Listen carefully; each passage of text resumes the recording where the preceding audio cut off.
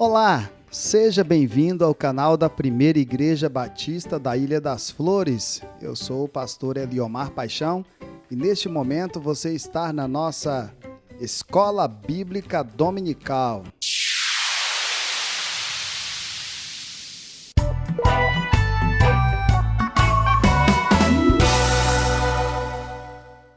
E na nossa Escola Bíblica Dominical de hoje nós vamos fazer o encerramento com a segunda parte da lição 15, referente ao estudo da Epístola de Judas.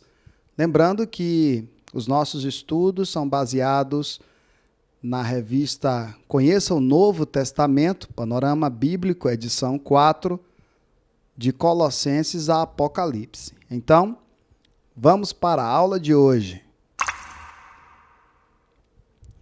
Bem, na semana passada, nós paramos então no tópico 2.3, falando acerca do propósito da escrita do apóstolo Judas para aquela amada igreja.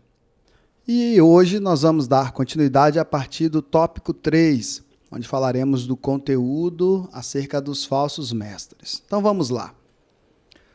No versículo 4 até o versículo 16, nós vamos encontrar aí 14 ações que os falsos mestres tinham, que era perceptível àqueles que estavam atentos. O apóstolo Judas vai fazer esta distinção desses 14 comportamentos, dessas 14 ações que os falsos mestres tinham. Então vamos lá. Primeira delas, eles introduziam a dissimulação na igreja. O que é a dissimulação? A falsidade. A dissimulação é a inverdade, é tudo aquilo que leva com que as pessoas se percam da verdade, se desviem da verdade, né? Onde a Bíblia sempre nos aponta para o amor, para a verdade, para a transparência. Eles introduziam a dissimulação, que era justamente o contrário disso tudo. Eles ficavam ali incentivando, dissimulando as pessoas a se falsearem, né, como diziam as pessoas mais velhas. Eles ficavam semeando ali, né, a semente da discórdia, as pessoas fazendo intrigas umas com as outras. Tudo isso é dissimulação, é falsidade, né? Tudo isso está voltado para o comportamento desses falsos mestres na época. Uma pessoa dissimulada, ela é uma pessoa que oculta, é um indivíduo que oculta as verdades, as intenções verdadeiras, né? E dissimula, ou seja, propaga as intenções falsas deles, né? Os sentimentos de hipocrisia, de fingimento que eles queriam. Segundo, eles transformavam em libertinagem a graça de Deus. E isso é um problema ainda recorrente nos nossos dias. Às vezes as pessoas entendem a graça como algo que a gente pode tudo.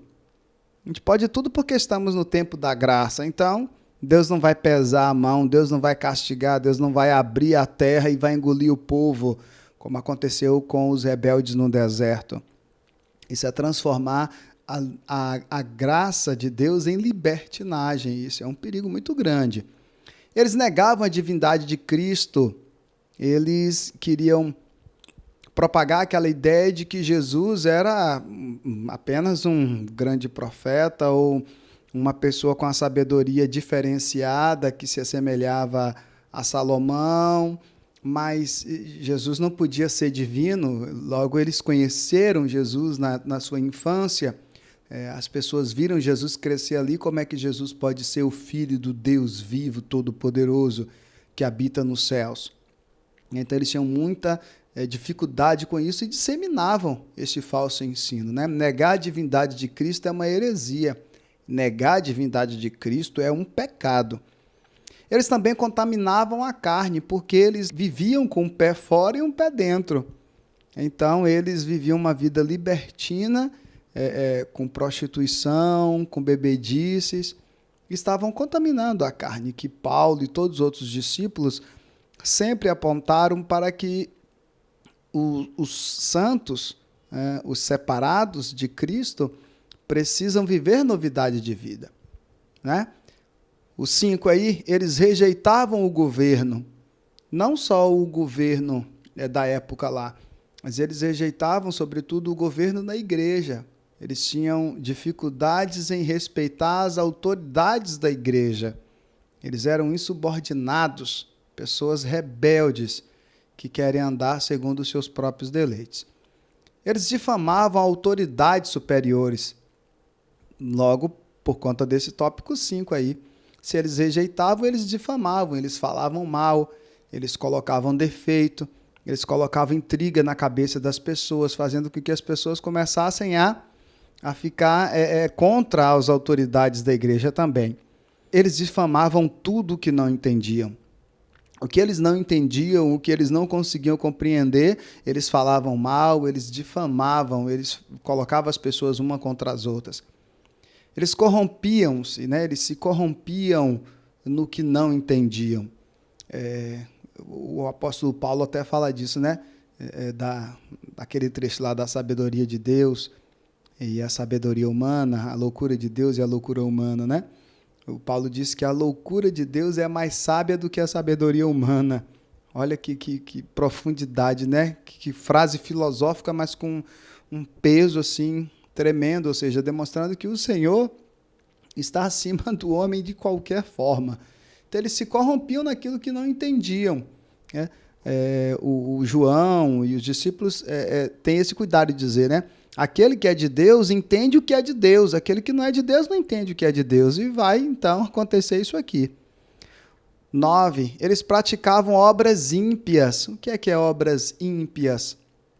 É só a gente observar o contrário de obras santas. Obras santas são obras que agradam a Deus. As obras ímpias desagradam a Deus.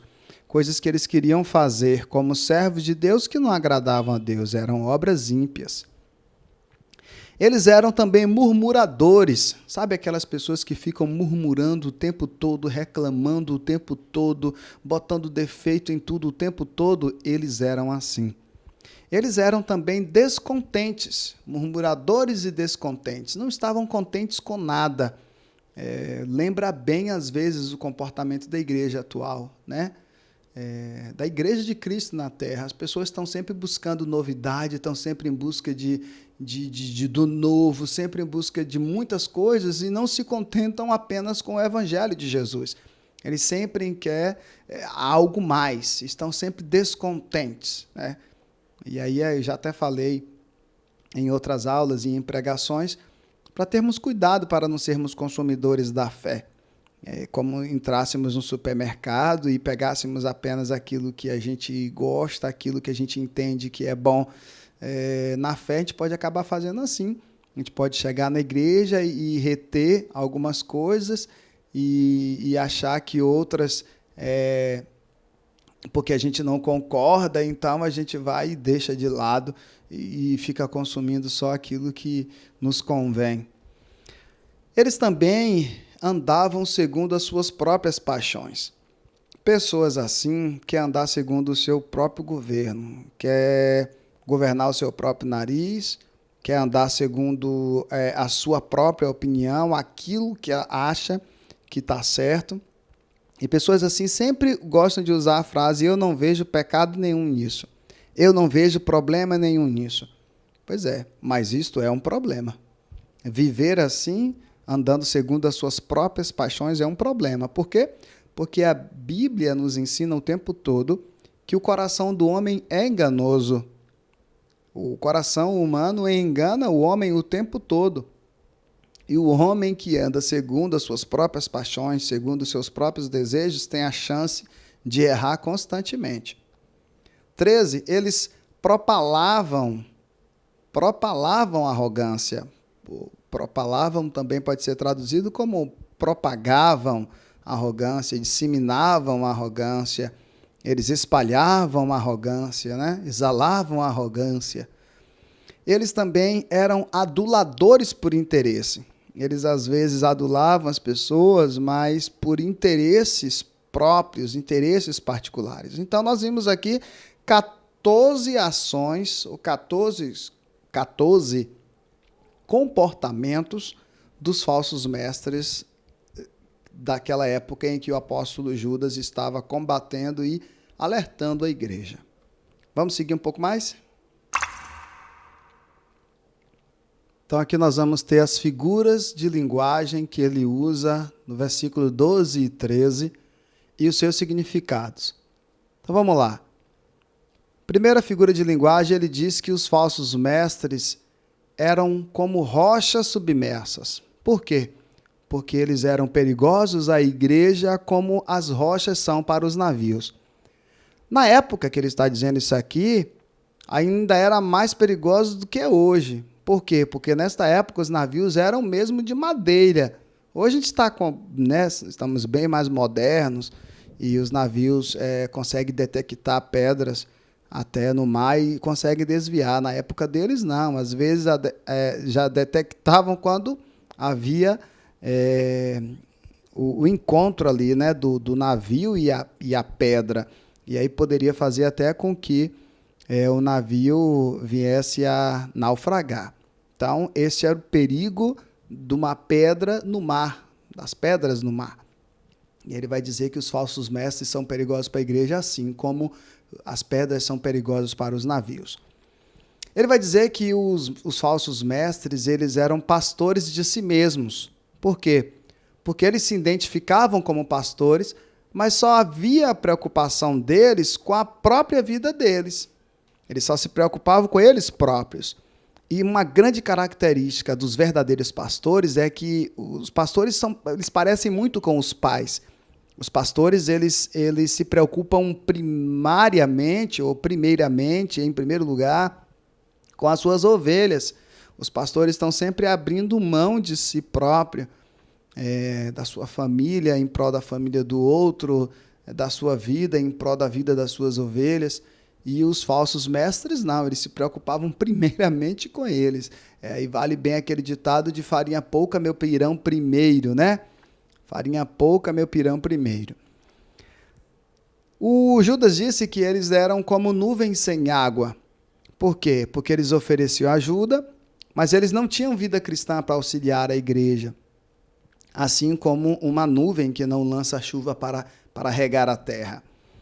Para nada serve para o agricultor se o céu estiver carregado de nuvem, mas forem nuvens sem chuva, sem água. Aquelas nuvens só vai servir para o agricultor ali para gerar sombra. Mas o que o agricultor no campo mais pede é chuva. Então, as nuvens sem água para nada servem, né, para um agricultor. Então, o Judas usa essa figura de linguagem para dizer, olha, os falsos mestres eles são como nuvens sem água, que para nada servem, a não ser para fazer sombra ou enfeitar o céu. Mas a nuvem com água, ela rega a terra, que por sua vez é quem produz o fruto. O Judas também disse que os falsos mestres eles eram como árvores sem frutos. Por quê? Porque eles pareciam frutíferos, eles pareciam que eram árvores frutíferas, mas não havia frutos na vida deles. Então, para que serve uma árvore que não dá fruto? O próprio Jesus diz que uma árvore infrutífera ela só serve para ser cortada e lançada no fogo. As pessoas no interior pegam as árvores que não dão fruto e cortam para fazer lenha. Ninguém corta uma árvore frutífera que dá boas frutas, né? Só se corta árvores que não dão frutos. Ou frutos que não se prestam para consumir. O Judas também disse que os falsos mestres eles eram como ondas bravias. Por quê? Porque os falsos mestres espalhavam erros por todos os lugares como as ondas ferozes fazem. Quando o mar está bravio, a onda joga e leva para longe as coisas que estão ali no mar, que estão ali ao alcance dela. Aí ele usa essa figura de linguagem para dizer o mesmo dos falsos mestres. Olha, eles são como ondas bravias que espalham o erro deles e alcançam as pessoas de uma forma violenta. E ele também disse que os falsos mestres eram como estrelas errantes. Os falsos mestres não eram confiáveis como líderes espirituais. Penso que ele usou a figura estrelas errantes, que é aquela ideia de que pense um céu estrelado em que tem uma estrela que você não conhece, e você se guia por ela, e como ela é uma estrela errante, ou uma estrela que você não conhece, ela faz você errar o caminho. Ele usa esta figura para dizer que os falsos mestres eram assim, pessoas não confiáveis como líderes, não se dá para ser liderados, guiados por eles, porque eles são como estrelas errantes. Então, essas são as figuras utilizadas pelo Judas e os significados de cada uma delas. Ok? Vamos seguir um pouco mais. Aqui nós vamos ter um ponto interessante. Judas vai fazer o uso do Antigo Testamento e argumentar as suas citações. Nós temos aqui na coluna da esquerda os exemplos que ele usa do Antigo Testamento, o pecado que estes exemplos que ele cita cometeram, e na coluna aqui da direita nós vamos ter já o resultado, as consequências destes pecados das pessoas que ele usa como exemplo, ou dos lugares. Então vamos lá. Primeiro ele usa o povo liberto do Egito como exemplo, lá no versículo 5. Mas aí ele usa o povo para lembrar da incredulidade. Foi o pecado que essas pessoas cometeram em vários momentos. E qual foi o resultado? Deus destruiu, engolindo essas pessoas com a terra. A terra se abriu e engoliu, e eles morreram, de sorte que somente Josué e Caleb entraram, de fato, na terra prometida. Aí ele cita também no versículo 6 os anjos caídos. Qual foi o pecado dos anjos caídos? Eles se rebelaram contra Deus. E qual foi a consequência disso? Deus os condenou para o lago do fogo do inferno. Satanás e os seus demônios e os seus anjos, eles não têm salvação. Não há pregação que levem eles ao arrependimento. Eles já estão condenados para o fogo eterno. Sodoma e Gomorra, eles cometeram pecados terríveis, e o principal deles talvez tenha sido a prostituição. Qual foi a punição? Qual foi a consequência? Deus puniu eles com a destruição da cidade. Deus extinguiu Sodoma e Gomorra. E até hoje, vira e volta, arqueólogos acham, e tem estudos aí que se acharam o local que era Sodoma e Gomorra. Deus extinguiu Sodoma e Gomorra do mapa da história. O pecado de Caim, ele cita o exemplo de Caim com o pecado da corrupção do coração de Caim. A inveja de Caim, quando matou ali o seu irmão. Então, foi a consequência disso. Deus condenou Caim veementemente. Caim ficou naquele episódio lá marcado, né, como um assassino, como uma pessoa que destruiu a própria família. Enfim, teve as consequências do peso da sua consciência enquanto ele viveu. Balaão, que foi, e no Novo Testamento é citado o tempo todo como um péssimo exemplo de profeta ganancioso, que estava preocupado com as ofertas. E Balaão levou o povo de Midian a seduzir os israelitas a se prostituírem, a idolatria, e depois acabou morrendo com os midianitas por consequência disso. E aí Deus condenou ele com veemência, e também Deus pegou ele seguro, e o fim dele foi assim trágico. Coré, ou Corá, como aparece em algumas traduções, é aquele homem que organiza ali praticamente uma rebelião contra a liderança ali de Moisés e de Arão, sendo uma dor de cabeça para a igreja ali da época, né? Não tinha essa ideia de igreja ainda. Então vamos falar com o povo de Israel. E Deus também pegou ele seguro por causa dessa insubordinação à liderança de Moisés. e de Arão. Estar contra Moisés e Arão era estar contra Deus, porque Moisés e Arão representavam o Senhor perante o povo. E Deus condenou ele, condenou a sua ação, e ele foi engolido pela terra também, morreu de forma muito trágica. Então, aqui, ele usa esses exemplos para mostrar que o pecado, que o erro, que levar a igreja a se desviar da fé, ou viver uma vida libertina, ou algo do sentido, nesse sentido, vai ter consequências. E ele cita esses pecados, cita essas pessoas ou lugares, no caso de Sodoma e Gomorra, e também mostra qual foi o fim disso tudo. Então, é importante viver uma vida que, de fato, agrade ao Senhor. Não dá para viver na igreja e querendo viver com o pé no mundo do jeito que se quer. E interessante que precisamos buscar a fidelidade ao Senhor em todas as áreas das nossas vidas. Não é só em uma e outra ser libertino, é em todas as áreas.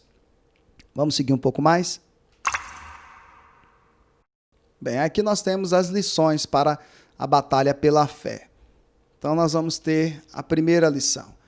A fé em Cristo foi entregue aos santos uma vez por todas, para batalharem contra os falsos mestres em todas as épocas enquanto a igreja existir.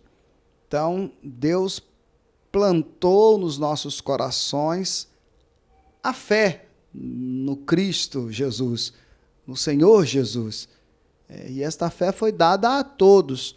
E acho interessante que nas nossas orações a gente deveria se preocupar em fazer um pedido a Deus, como aquele homem que buscava a cura do seu filho. Ele disse ao Senhor Jesus: Senhor, acrescenta, ou seja, aumenta a minha fé. Olha que pedido maravilhoso.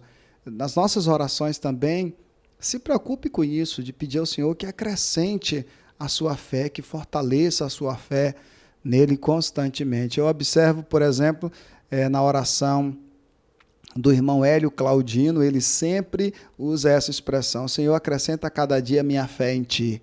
Acho bonito isso. Vamos lá. Segundo ponto que nós temos que ter como lição para a batalha na fé, para perseverarmos nessa batalha, a presença dos falsos mestres é inevitável entre os santos. Então, uma das lições que nós temos aqui é que nós precisamos estarmos preparados. O antídoto para o falso ensino é estar fincado na verdade. Enquanto a igreja de Cristo existir, será inevitável os falsos mestres na terra, infelizmente. Os santos são identificados na fé santíssima para permanecerem firmes em Cristo Jesus. Nós somos edificados na fé em Cristo, nessa fé santa, para permanecermos firmes e não desanimados, não uma hora firme, outra hora inconstante. Não, nós somos edificados na palavra para permanecermos firmes. Pega esta lição aí. Lição 4. A necessidade urgente de orar no Espírito Santo. E aí vale a pena a gente pensar o que seria orar no Espírito Santo. Eu acredito que orar no Espírito Santo está nos advertindo a não orar na carne. Deixa eu fazer um comentário aqui que eu acho muito pertinente. Você já observou, ou você já se observou orando? Um dia eu falei sobre isso na igreja. Às vezes, nas nossas orações, a gente acaba sendo tão repetitivos, tão automáticos, que a nossa oração já não sai do coração e do espírito, sai da mente, sai da carne, sai do costume de falar aquilo todo dia. Então, eu queria te dar um desafio. Observe como você ora. Tente um dia parar para se ouvir, para você perceber se você não está justamente assim nesse automático, falando automaticamente a mesma coisa todo dia. Pare para observar isso. Observe você. Eu estou dizendo isso para você porque eu já fiz isso, eu já fiz esse exercício. E quando eu fiz esse exercício, talvez você vai fazer e ter a mesma impressão que eu. Eu parei, quando me ajoelhei para orar, eu parei, não falei nada, e levei alguns segundos assim para iniciar, limpei minha mente. Assim, quando eu limpei minha mente, que eu fui começar a orar, eu não sabia o que dizer. Porque eu estava acostumado a dizer a mesma coisa todo dia. E aí eu comecei a perceber que a oração não era um rito no qual eu dizia as mesmas coisas todo dia, mas que era um diálogo sincero com Deus. Hoje eu entendo e ensino que a oração é um diálogo sincero e que deve ser profundo e que deve ser sem pressa com o Senhor. E interessante é que nesse diálogo, apesar de já saber o que nós vamos dizer, ele quer que digamos de coração puro, limpo e sincero. Então preste bem atenção hoje quando você for orar, ou quando você terminar esta aula aqui mesmo, vá orar e pare para você se observar orando. Você vai acabar percebendo que você já está tão automático que fala as mesmas coisas, né? Então cuidado com isso. Só voltando. Então, eu acredito que orar no Espírito seja isso. Orar no Espírito seja... alguns estudiosos até falam, né, de agonizar, mas agonizar no sentido de se derramar, de se prantear. Não é uma oração na carne, né? É uma oração fervorosa no Espírito. E oração fervorosa não tem nada a ver com volume de voz. Para fazer uma oração fervorosa, eu não preciso gritar. E também não tem nada a ver se eu gritar, entenda, né? Minha única preocupação é que você confunda o grito do homem com a voz de Deus. Às vezes os homens gritam dizendo ser Deus falando. O fervor não tem nada a ver com o volume de voz. O fervor tem a ver com vida santa, o fervor tem a ver com piedade, o fervor tem a ver com busca da verdade. O fervor tem a ver com sinceridade de coração, de vida e de espírito. Bem, eu entendo que orar no Espírito seja isso, ok? Pronto, agora vamos para o tópico 5 mesmo. Os santos devem manter-se no amor de Deus. O cristão, ele precisa andar segundo o amor do Senhor. Como é que eu sou um cristão e não quero andar segundo o amor de Deus? A gente precisa lembrar o que é o amor de Deus. O amor de Deus é aquela proposta que Jesus disse. E Jesus vai dizer que aquele que ajuda ele está ajudando o próximo, aquele que nega ele está negando ao próximo. Então eu penso que o amor de Deus perpassa por aí, lembrar de que nós somos um para o outro. 6. O Senhor quer que os santos salvem do fogo os que foram enganados. Nesse meio tempo que os falsos ensinadores, os falsos mestres, os falsos profetas, disseminam os seus falsos ensinos, e essas pessoas acabam sendo conduzidas por eles, seduzidas por eles, sendo levadas por eles. O Senhor quer que a gente pregue a verdade para que essas pessoas conheçam a verdade e se libertem desses falsos ensinos e automaticamente se libertem da condenação eterna, porque elas vão acabar sendo enganadas, dilubriadas e sendo levadas a pecar, como o próprio Jesus disse que aconteceria com algumas pessoas. Então, nós precisamos pregar a verdade para que essas pessoas conheçam a verdade, como João disse. Conhecereis a verdade e a verdade libertará vocês. 7. O poder de Deus garante a salvação aos que pela fé creem em Cristo. Não há nada mais que garanta a fé,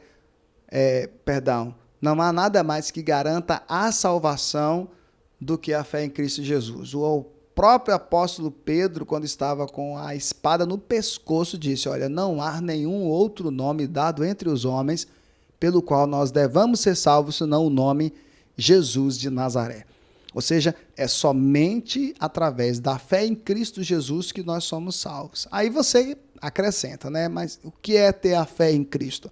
É andar segundo a proposta de Cristo, é pregar a proposta de Cristo, é levar a proposta de Cristo para outras pessoas, cumprir o chamado, tudo isso aí está dentro dessa frasezinha aí, pela fé em Cristo. Porque não basta apenas ter fé sem ter as obras em Cristo. O próprio Tiago vai falar disso, né? Você quiser mostrar a sua fé, eu mostrarei minhas obras. Então, mostre as suas obras e eu mostrarei minha fé, e vice-versa aí, né? Então, fé e obras precisam andar juntas. E obras não é só assistencialismo, gente. As obras engloba tudo que eu já mencionei até aqui. Ok? Vamos caminhar um pouco mais? Bem, aí nós vamos ter a presença de Cristo no livro de Judas. Como é que a gente pode perceber Cristo em Judas aí nesta carta, né?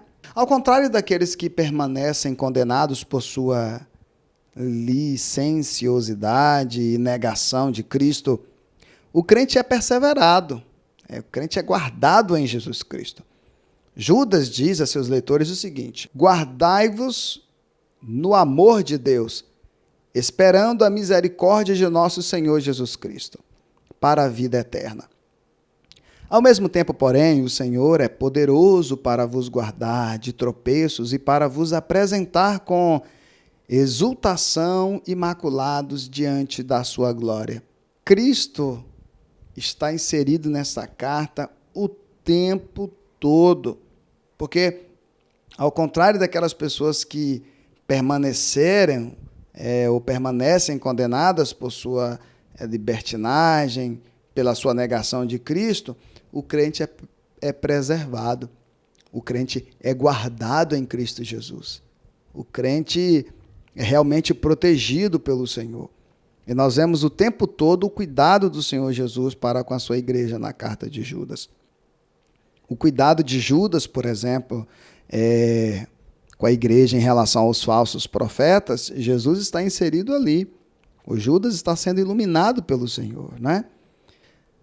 Aqui nós vamos ter algumas referências não bíblicas nesta carta de Judas, que é motivo de discussão entre vários historiadores, vários estudiosos, até hoje. E aí nós vamos ver aqui a primeira. A citação de livros não bíblicos não afeta a inspiração de Judas. Paulo também citou autores não bíblicos em seus ensinos. Vamos lá. Por que essa citação não bíblica? Aqui no livro de Judas, ele cita, por exemplo, um livro considerado apócrifo de Enoque. Por que apócrifo de Enoque? Porque os livros apócrifos são aqueles livros que não têm autenticidade comprovada. Por isso, eles não foram inseridos no cânone bíblico. Mas alguns deles, apesar de não ser considerados inspirados por Deus, revelado, iluminado por Deus, alguns deles, preste bem atenção, a igreja respeita, a igreja aceita a autenticidade, às vezes, de quem escreveu. Talvez não reconhecendo a inspiração, iluminação e revelação, mas entende que aquela pessoa tinha autoridade para falar. Por exemplo, o exemplo do livro de Enoque. Eles tinham um respeito em relação a isso. E o Judas faz uma citação no livro de Enoque que eu falei na aula passada.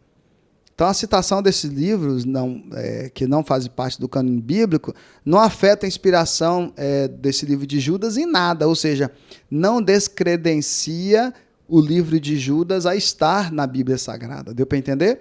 Algumas pessoas podem dizer, mas Judas citou Enoque, que não é um livro sagrado, então não devia estar aqui.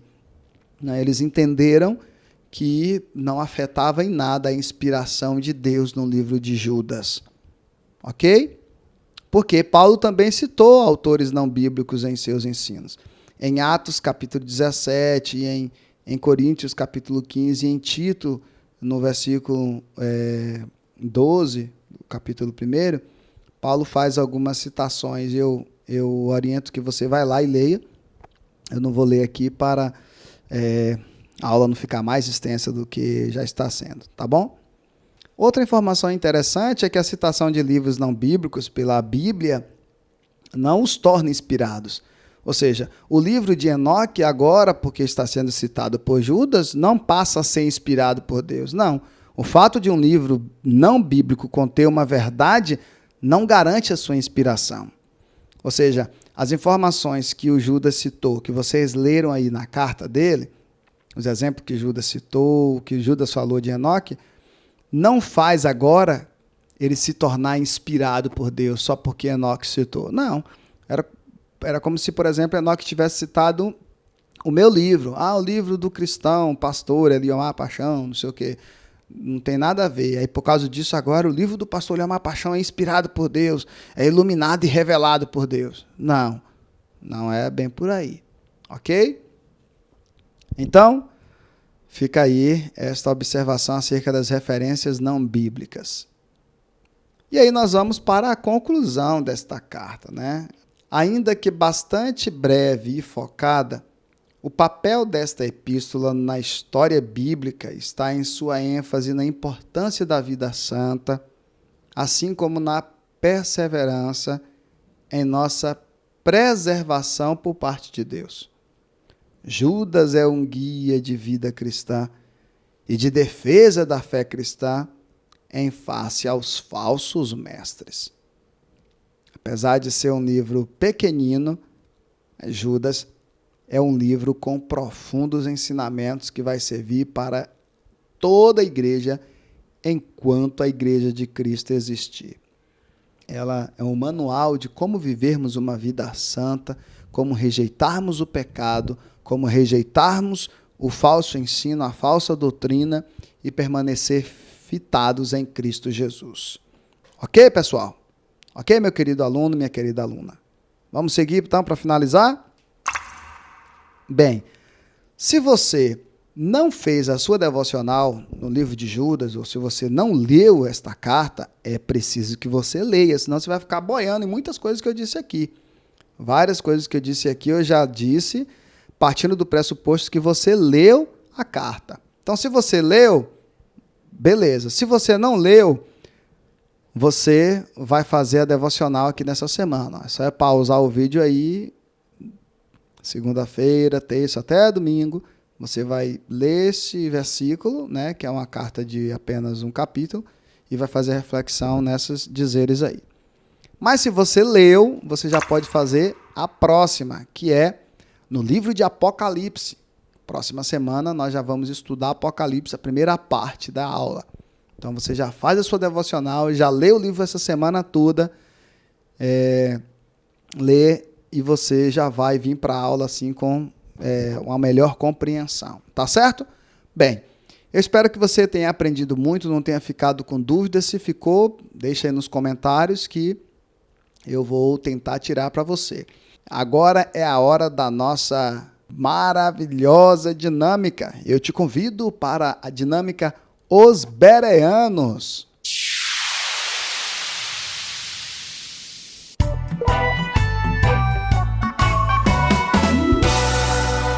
Bem, na dinâmica Os Bereanos de hoje, eu gostaria de te lembrar que funciona assim. Você prestou atenção, assistiu a aula, você leu a carta ou o livro correspondente, agora é hora de aprender brincando e de fazer sua autoavaliação. Quem errar mais, vai lavar os pratos do almoço, tá certo? Então vamos para a nossa primeira pergunta. Baseando-se no estudo de hoje, na Epístola de Judas, responda então. No estudo de hoje, no tópico 3.1, nós falamos das características dos falsos mestres. Qual das alternativas a seguir não corresponde a estas características? Vamos lá. Introduziam dissimulação na igreja. Negavam a divindade de Cristo. Eram murmuradores ou viviam piedosamente. Qual dessas alternativas não corresponde a essas características? Tempo!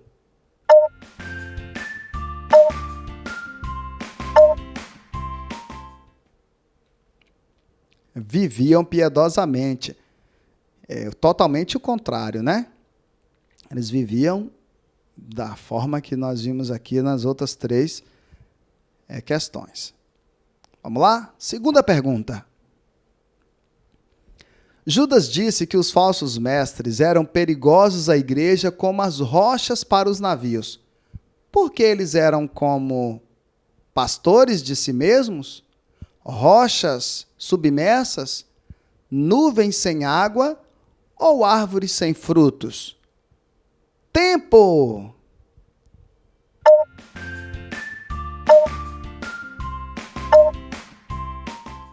Porque eles eram como rochas submersas. Terceira pergunta.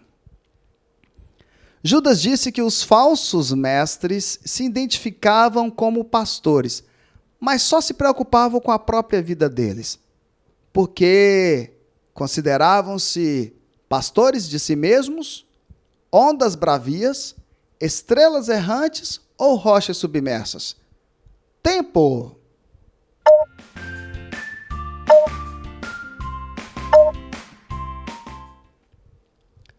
Porque eles consideravam-se pastores de si mesmos. Quarta pergunta. Judas disse que os falsos mestres ofereciam ajuda, mas não tinham vida cristã para auxiliar a igreja, assim como uma nuvem que não lança chuva para regar a terra, porque eles eram como ondas bravias, nuvens sem água, estrelas errantes ou rochas submersas. Tempo!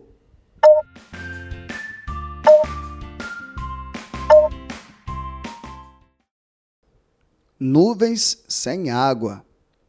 Quinta pergunta. Judas disse que os falsos mestres pareciam frutíferos, mas não haviam frutos na vida deles porque eram como pastores de si mesmos, nuvens sem água, árvores sem frutos ou ondas bravias. Tempo!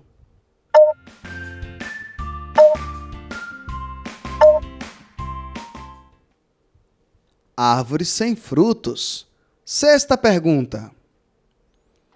Judas disse que os falsos mestres espalhavam erros por todos os lugares como ondas ferozes, porque eram como nuvens sem água, ondas bravias, rochas submersas ou estrelas errantes. Tempo!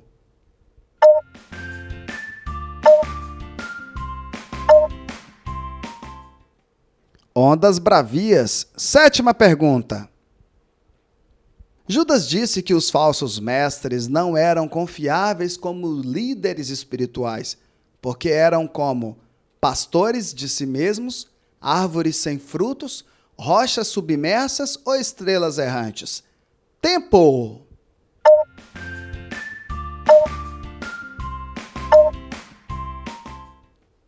Estrelas errantes.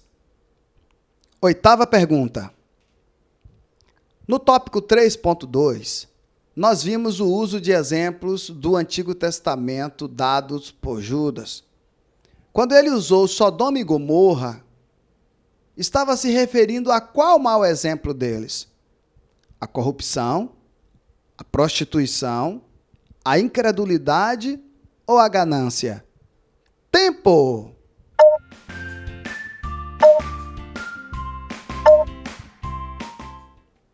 Prostituição. Nona pergunta. Em Judas 22, versículo 22, qual é o sentimento que ele orienta a igreja a ter com aquelas pessoas que duvidarem da pregação deles? As pessoas que duvidassem da pregação deles. Ele orientou as pessoas a terem um sentimento de raiva, de pena, de desprezo ou de compaixão? Tempo!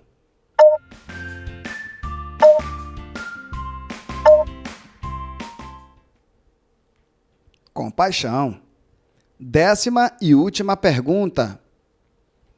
De acordo com Judas, quem dizia: nos últimos tempos haverá zombadores que seguirão os seus próprios desejos ímpios?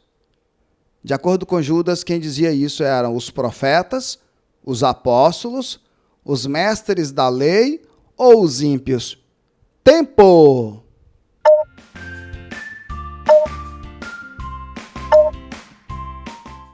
Os apóstolos.